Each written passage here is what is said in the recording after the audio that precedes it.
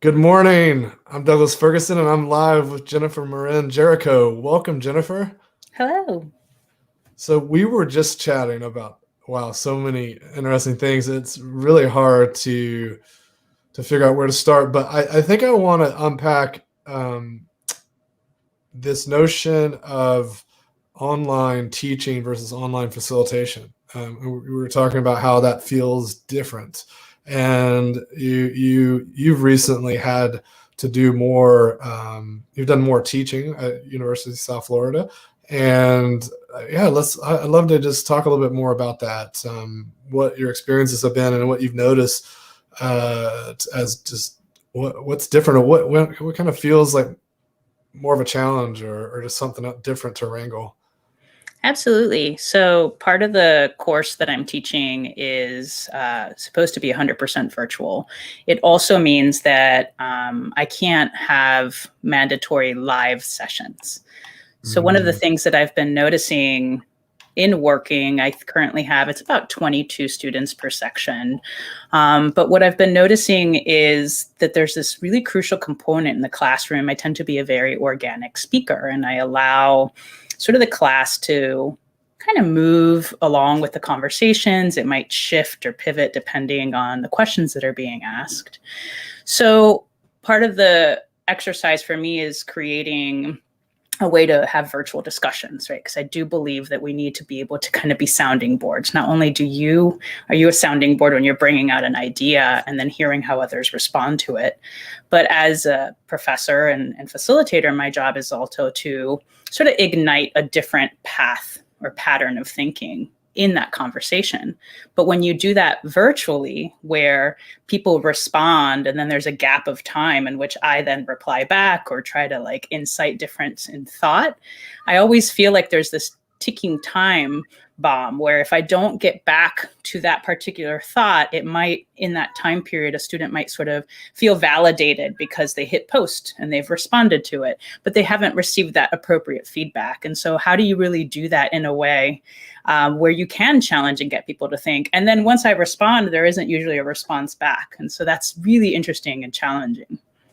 Wow, that reminds me of in software development, and any I guess project management or any change effort, the feedback loop is so critical. And as much as we can tighten that feedback loop, the more we can learn, the faster we can learn, the faster we can avoid issues and course correct. And um, I was just speaking with a friend of mine on Clubhouse last night, which is a um, anyone who hasn't heard about it, it's a new social network that's audio only, and it's kind of fun. It's sort of like being at a coffee shop, but globally. So like people are kind of popping into your room, and you can have private rooms or rooms that are just impromptu, or schedule them with subjects. And we notice this phenomenon where if someone's hosting a room and you raise your hand and it takes them 4 minutes to like promote you to a speaker, the point you were going to make is irrelevant now. So you almost, even if there was a comment slash question, you kind of don't want to ask it because the flow's been impeded, right? And so it's kind of the same phenomenon you were talking about. How do we allow folks to interleave at the right kind of cadence so that they get that feedback loop they need, and it's all kind of on topic and in the flow? I think that's the kind of the multi-channel conversations. You started to see it a little bit in Slack where you could reply to a specific comment as opposed to Yeah. it being so linear all the time. And one of the things we were discussing before we were live in terms of how do you really bring all these different channels of communication together. Obviously there's the sticky note, and then there's the chat box, and then there's the audio, and then there's the visual. I tend to do a little bit of the hand raising if I want to be on a visual, which people giggle at me. I'm like, I don't want permission to speak, but how do you do that in a way that feels natural, and that I think we've realized even more how we communicate in so many different ways, as a individual, as a group, in a dynamic setting. Two dominant people on a call, how are they self-aware that they are going to take over? especially when you have two people that know each other really well, and how does that change? So many factors to consider in that type of environment.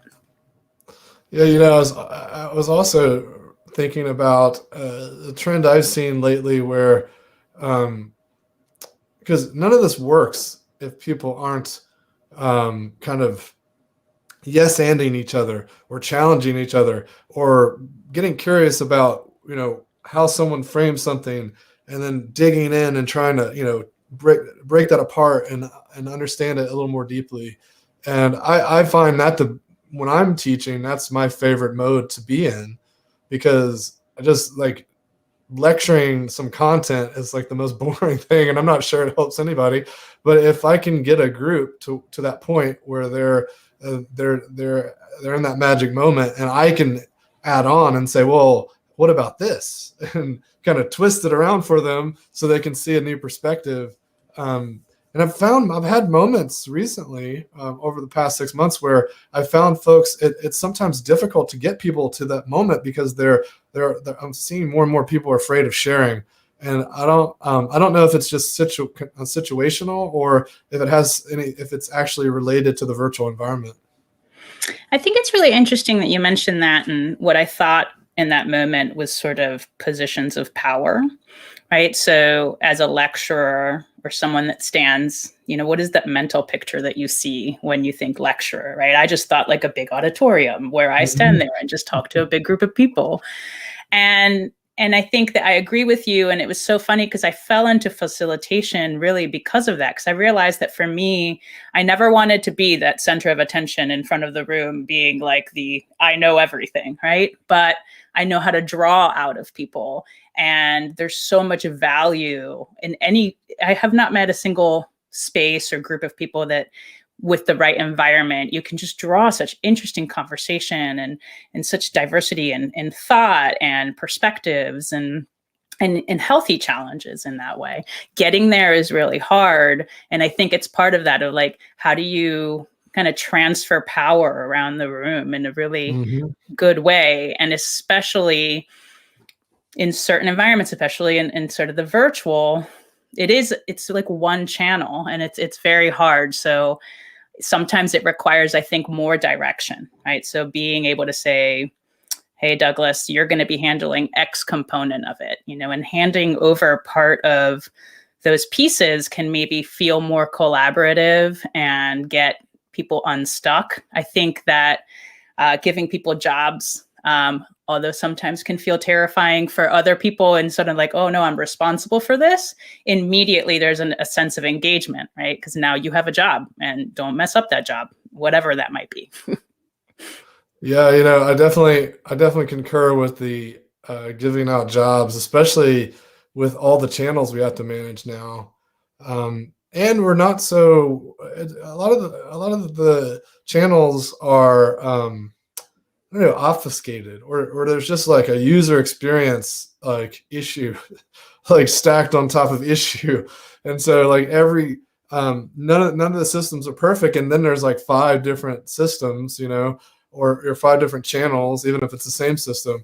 And it's just a lot to juggle. And you can't, in a room, you can almost, it's almost like just from years and years, centuries of meeting in person, we kind of built up the sixth sense. Like we've got an antenna, if you will, like our body just picks up things. And we can't expect software coming in through our eyeballs to replace all of that. And so I think the only solution is to put more eyeballs on it, right? Like to have more people sensing. Yeah, I completely agree with that. The reliance on the technology can be really tough. I will say that one of the benefits that I've seen of us moving so much into that virtual environment has been a little bit more flexibility. I was on a webinar where a woman was having a great conversation, and then her doorbell rang and she had to go accept a UPS package, and she got up and went to do that. And I don't think pre-pandemic that would have been acceptable. I think that I would have seen a lot more people being like, oh, I can't believe she got up from the desk, and I didn't sense that. I think that sometimes, when we're in a room with people and we, can kind of size them up or see sort of their vulnerabilities and that they are human, we tend to be more flexible during errors in a workshop. People can step aside and think about something, but in a virtual space, I always feel like it's very rigid.